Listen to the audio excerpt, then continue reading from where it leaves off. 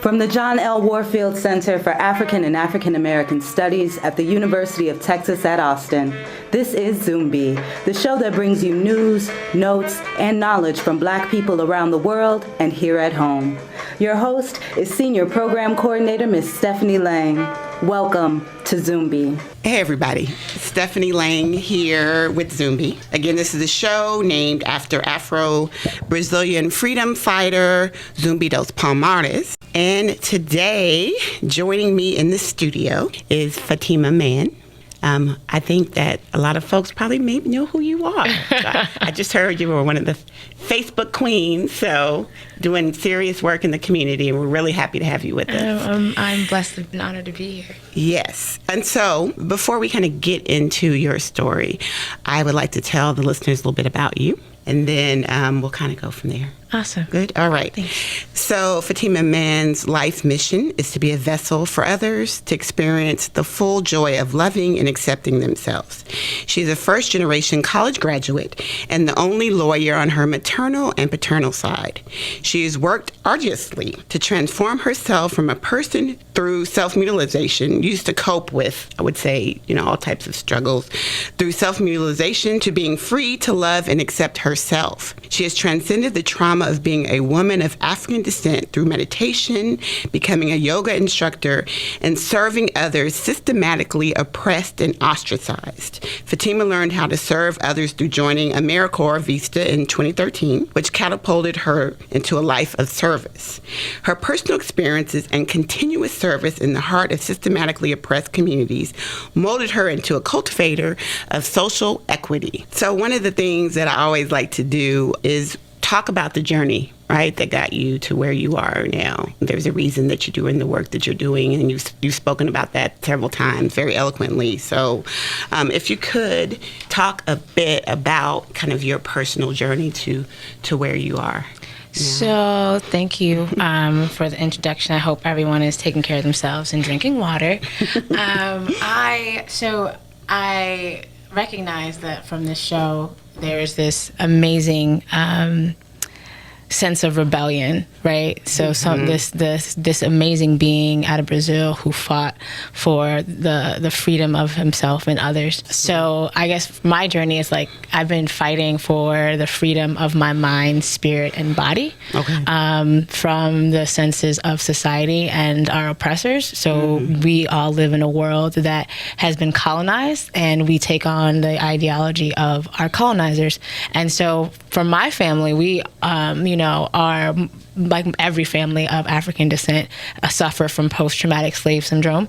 And once I recognized there was a word for it, I was like, oh, that's what that is. But so I came from what, I think is a common story of the descendants of sharecroppers who ended up migrating and going into the projects up north, and some got out and, got middle-class jobs and, were able to be a part of that middle class once they started hitting 50. Those are my grandparents, right? So I was brought up by a single mother and, raised by a village. My grandmother played an essential part in my upbringing. I always tell people I was raised by old people. And so I also, in communities, a lot of communities, poor, not poor, but especially, in certain communities, there's a sense of self-destruction that is just apparent and available at your fingertips a lot more often than others.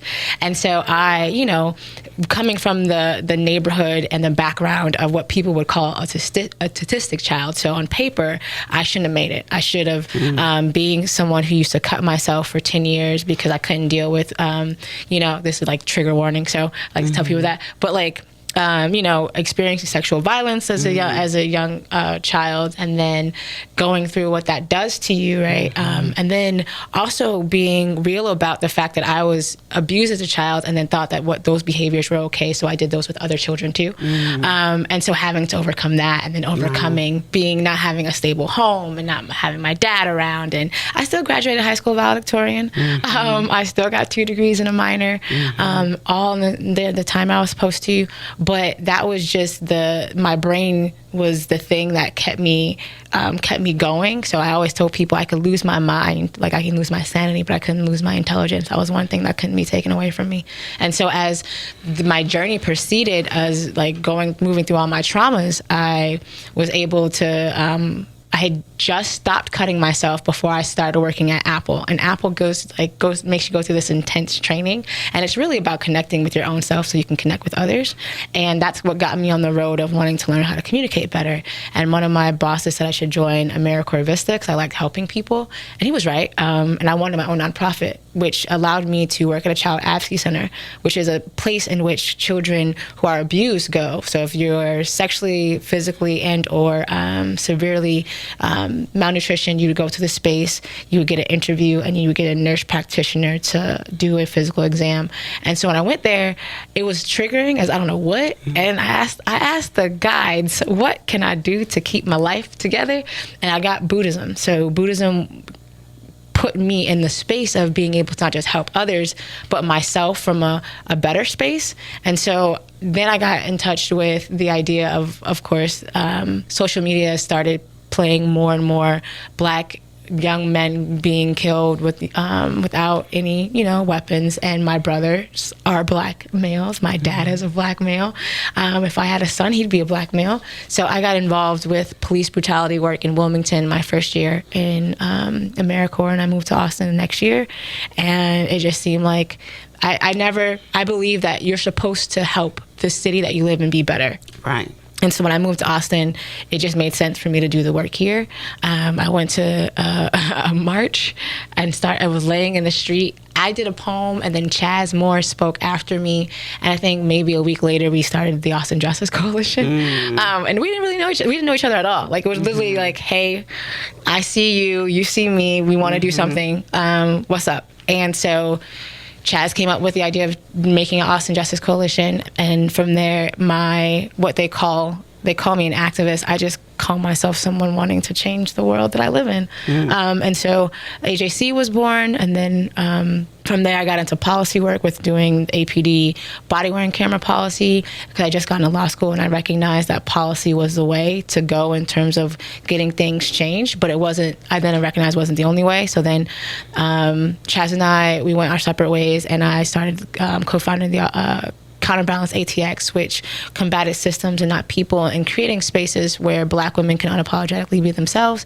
I know we did a lot of different programming under that, all programs that helped people like me. So I tell people, I don't see anybody besides myself when I'm helping people. So it's I'm not helping anybody that is beneath me I'm looking at you and I'm like, you are me, you are my grandma, you are my mama, you are my siblings. And so law school put me into the Texas legislative session, so I was able to help with the Sandra Bland Act and some other criminal justice reform. I got into disaster relief work because Black and brown people, we get forgotten during a sunny day, so on a rainy day, it's even worse.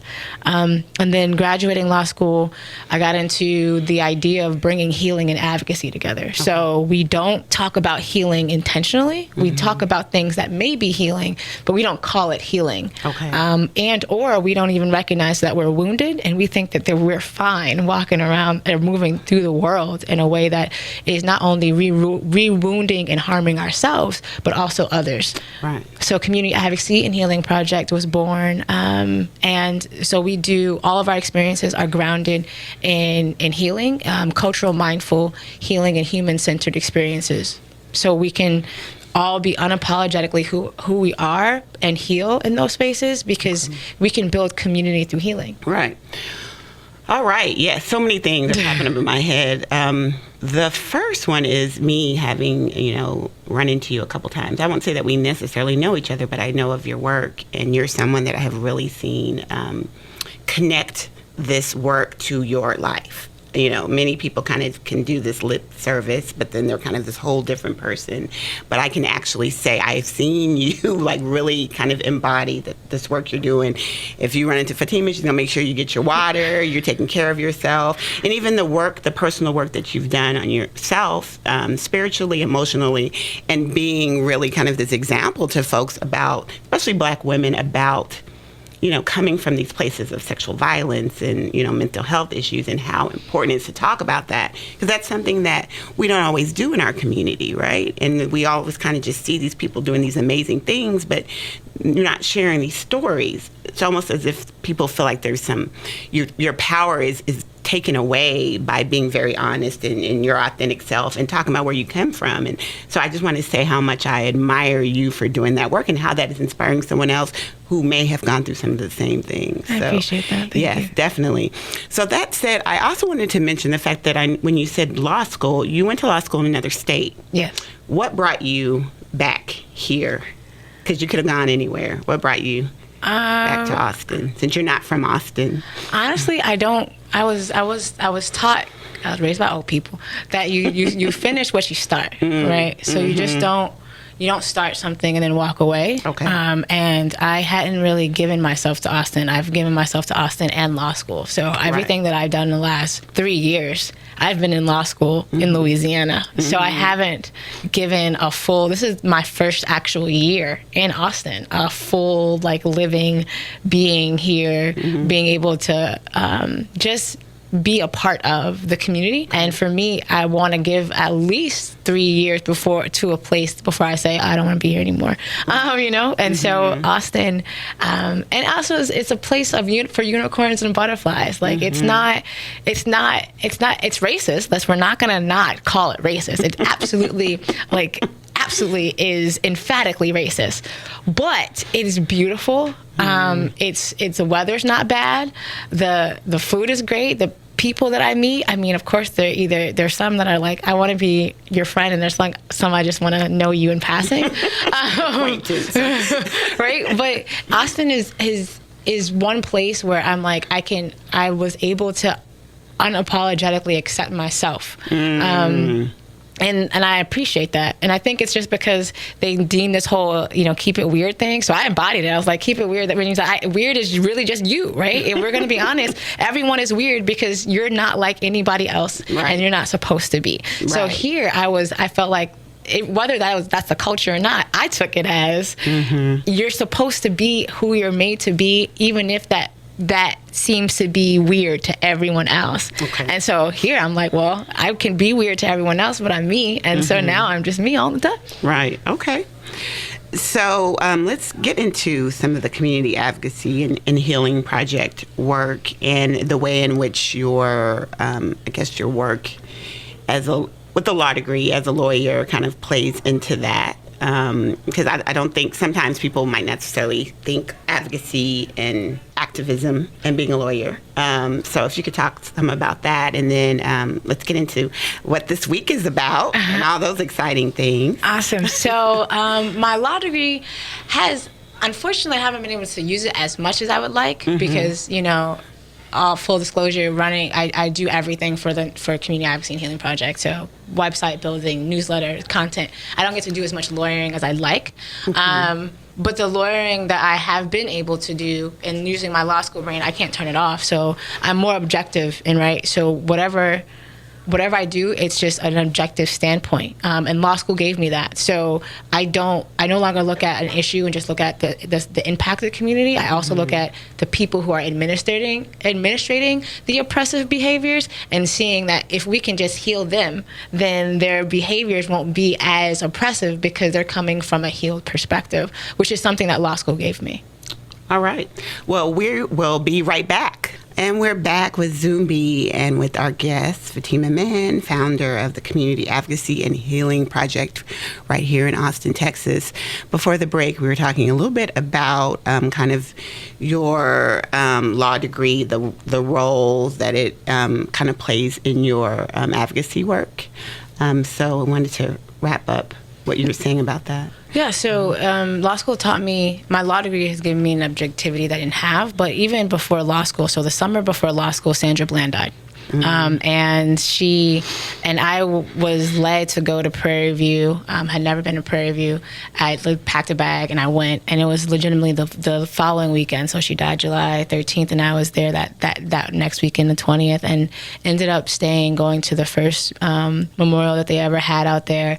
And I got to meet her sisters, and then I got to meet her mom when her mom finally came, and just going through the whole experience and seeing it before the world got to see it was what it put this thing in my heart that made me want to be more than what I thought I could be. And then when I went to law school, it just catapulted it. So I was able to, see policy and help with the Sandra Bland Act. And even though it wasn't everything that everybody wanted, it's a really great foundation that can be built upon in various ways, and especially in terms of innovative lawsuits. And so when I get my bar number, I actually plan on consulting and aiding and even filing claims so that people can now see that de-escalation. If you're not de-escalating a situation like you were trained to, then at least that's negligence, right? Like you were trained to act a certain way and then you didn't.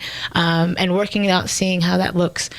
So the advocacy and my law degree has actually blended in ways I don't even pay attention to because of how I even read policy, how I'm thinking of policy now, how I'm thinking of people filing lawsuits about certain things.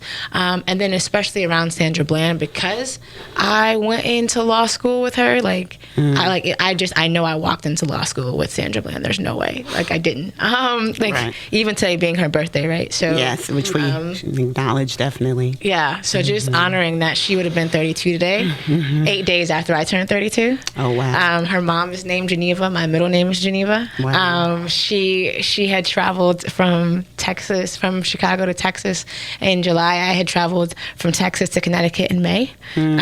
So when I tell people like she legitimately could have been me, there's no doubt in my mind that she could have been me. And then how many other Black women could have she been? And so making sure that people pay homage to Black women, and I think that's what Sandra Bland did. Not just I can speak only for me, but for me, it made me want to make sure that Black women's voices were heard more. And even, Kimberly Crenshaw, she's been doing.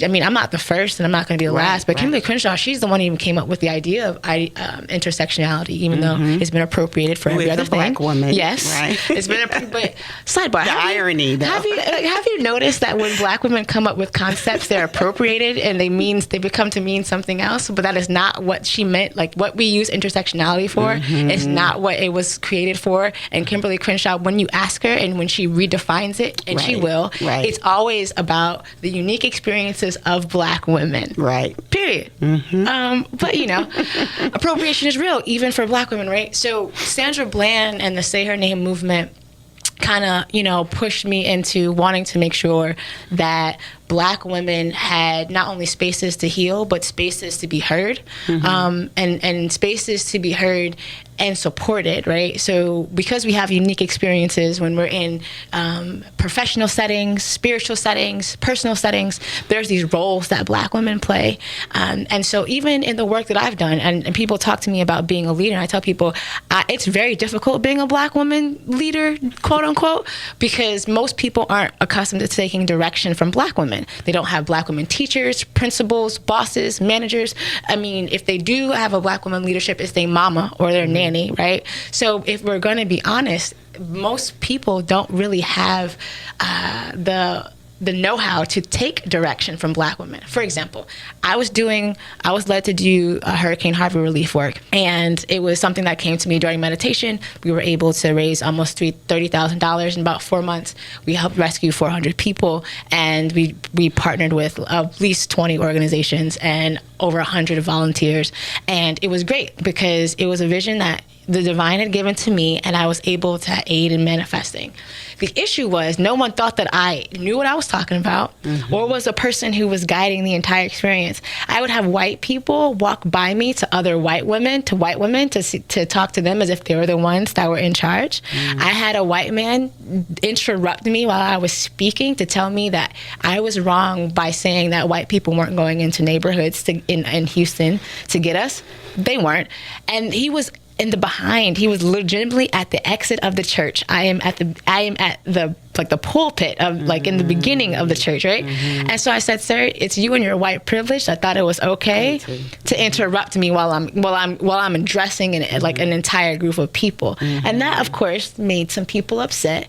But being a Black woman, I don't want to be too passionate. I don't want to be seen as angry. I'm not doing that. I'm Fatima, and how I respond to you is how I respond to you. It has nothing to do with a stereotype or whatever. But I feel that from just the Sandra Bland movement, I have been able to step into my own as a Black woman and honestly see the struggles of other Black women and embrace other Black women, even Black women officers. Like, people are like, well, I'm like, Black women are officers too. So understand that, and this is law school, because I didn't think like this before law school, is that they are Black women in a system that was never created for them to be in.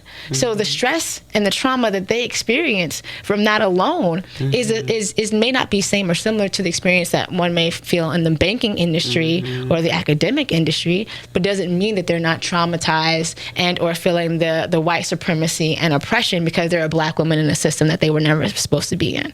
Right. Which is a good transition, right, to talk about what this week is when we're talking about Black women and supporting and acknowledging. Yes. What is the week? Let's go. So we're doing Black History Week, which is a week of celebrating Black women who are making their own history in some way. So we started with Willie Mae Kirk. She was a pillar in the Austin community, and she has the only library named after her. Today we're doing the screening of the Sandra Bland documentary at Wildflower Church off of Old Torf.